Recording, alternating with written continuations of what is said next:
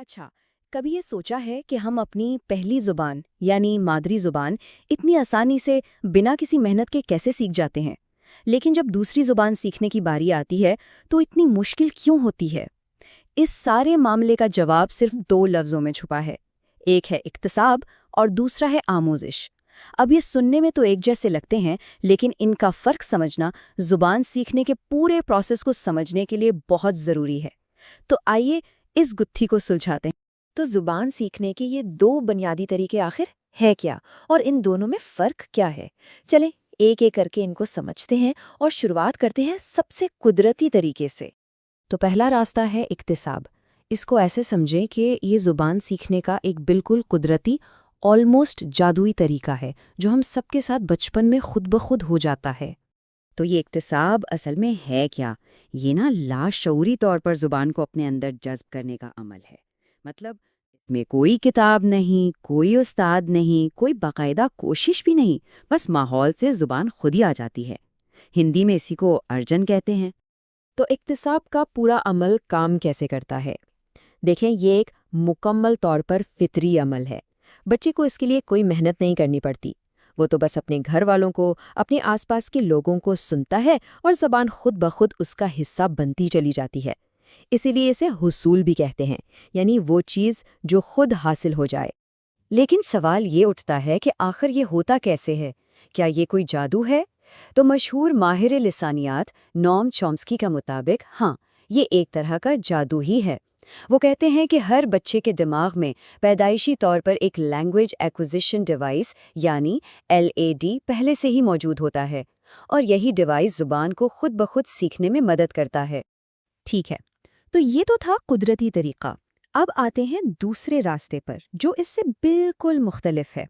یہ ہے آموزش، یعنی جان بوجھ کر کوشش کر کے کچھ سیکھنا۔ آموزش کا سارا کھیل شعوری کوشش کا ہے۔ یہاں آپ جان بوجھ کر پوری محنت کر کے زبان سیکھتے ہیں۔ یہ وہ طریقہ ہے جو ہم عام طور پر اسکولوں میں اپناتے ہیں، اور ہندی میں اسے ادھگم کہا جاتا ہے۔ آموزش کا ماحول گھر کا وہ آرام دہ ماحول نہیں ہوتا، بلکہ یہ اسکول کا ایک منظم کلاس روم ہوتا ہے۔ یہاں استاد ہوتے ہیں، کتابیں ہوتی ہیں، اور گرامر کے وہ سارے اصول ہوتے ہیں جنہیں یاد کرنا پڑتا ہے۔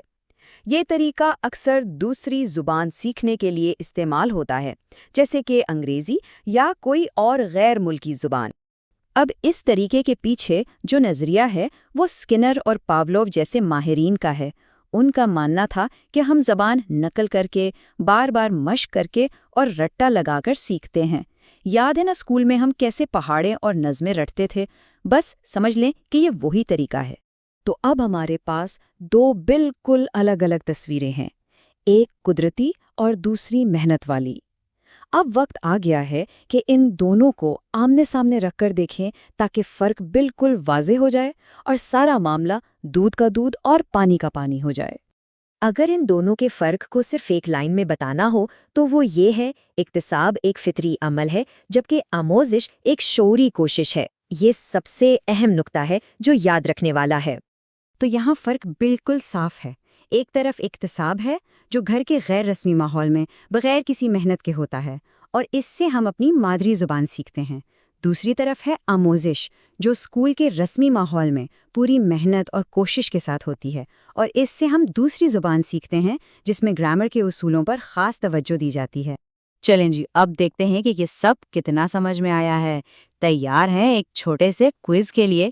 تو پہلا سوال یہ ہے: ایک بچہ گھر پر صرف اپنے والدین کو سن کر زبان سیکھ رہا ہے، یہ اکتساب کہلائے گا یا آموزش؟ سوچیں ذرا۔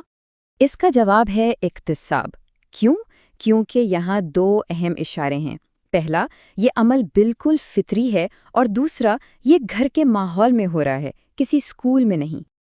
اچھا، سوال نمبر 2، استاد، کتابیں اور گرامر کے اصول یہ سب کس عمل کا حصہ ہیں؟ اکتساب کا یا آموزش کا؟ بالکل درست، یہ آموزش ہے، کیونکہ یہ ایک باقاعدہ اور منظم طریقہ ہے جس میں رہنمائی یعنی استاد اور تعلیمی مواد یعنی کتابوں کی ضرورت پڑتی ہے۔ اور اب آخری سوال جو شاید تھوڑا حیران کر دے، ایک بچہ کس عمر تک اپنی مادری زبان پر تقریباً مکمل مہارت حاصل کر لیتا ہے؟ جواب ہے صرف 4 سال۔ جی ہاں، بالکل صحیح سنا، صرف 4 سال کی عمر تک۔ ذرا سوچیں، اس کا مطلب یہ ہے کہ 4 سال کا ایک بچہ اپنی مادری زبان کے تمام بنیادی اصولوں اور اس کی پوری ساخت کو سمجھ چکا ہوتا ہے۔ یہ واقعی انسانی دماغ کی ایک حیران انگیز صلاحیت ہے۔ اور اب آخر میں ایک سوال سب کے لیے، کیا ایسا ممکن ہے کہ آموزش یعنی محنت سے سیکھی ہوئی کوئی چیز اتنی زیادہ مشق کے بعد ہمارے لیے اکتساب بن جائے، یعنی ہماری فطرت کا حصہ بن جائے؟ اس پر ضرور سوچیے گا۔